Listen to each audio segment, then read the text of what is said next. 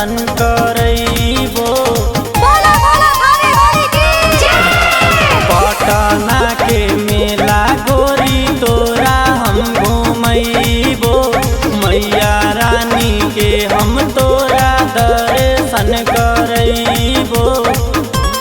चल धके मोरे हान चल माई के धाम में जाली हल जाए पटना के मेला गोरी तोरा हम घुमैबो। मैया रानी के हम तोरा दर्शन करैबो।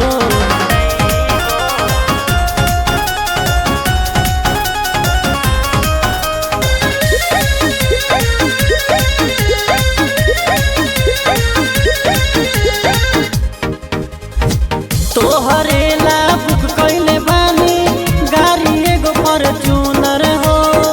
ललका रंग के पहनली ह सूट लागी बहुते सुनर हो। तोहरे ला बुक कैले बानी गाड़ी एगो फॉर्च्यूनर हो। ललका रंग के पहनली ह सूट लागी बहुते सुनर हो।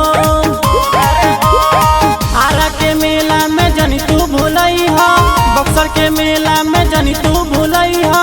चली हो तनिका सम्हार हो। कटरा पहाड़ के चढ़ाई हम चढ़ैबो। मैया वैष्णो रानी के दर्शन करैबो। चल धके मोरे हान चल माई के धाम में जाली हल जाए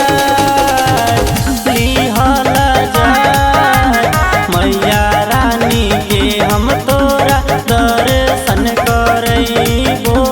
पटना शहर के पूरा मेला हम दिखैबो।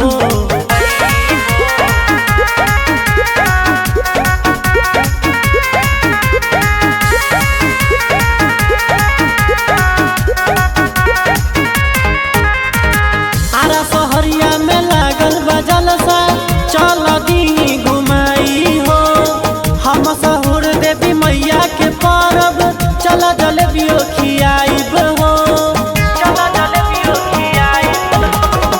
आरा शहरिया में लागल बा जलसा चल दी घुमाई हो।